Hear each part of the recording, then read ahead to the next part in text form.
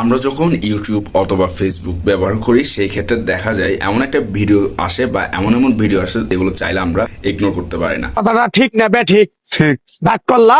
এই বিষয়টা যদি আপনি মনে করেন মোবাইল আপনার ট্র্যাক করে ফেলেছে অথবা ইউটিউব বা ফেসবুক আপনাকে ক্যামেরা দিয়ে কন্ট্রোল করছে বা ট্র্যাক করে ফেলছে, এই বিষয়গুলো আসলে ভাবার কিছু নাই। এখানে অনেকে এই বিষয়টা ভাবে সার্চ হিস্ট্রি চেক করে ইউটিউব বা ফেসবুক আপনার ইন্টারেস্টিং বিষয়গুলো সাজেস্ট করতে থাকে।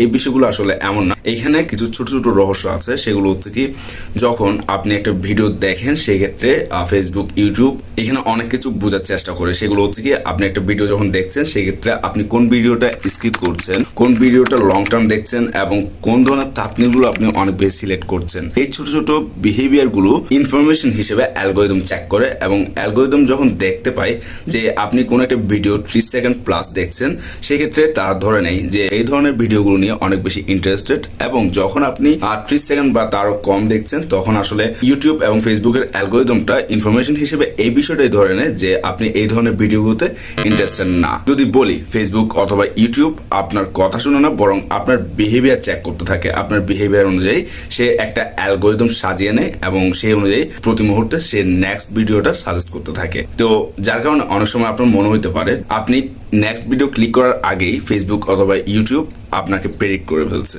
আশা করছি আমার ভিডিওটা 30 সেকেন্ড প্লাস দেখবেন, যেন প্রতিনিয়ত আমাদের যে কাজের আপডেট এবং বিভিন্ন ধরনের টেকনোলজি রিলেটেড ইনফরমেশনগুলো আপনার কাছে সবার আগে পৌঁছে যায়। ধন্যবাদ।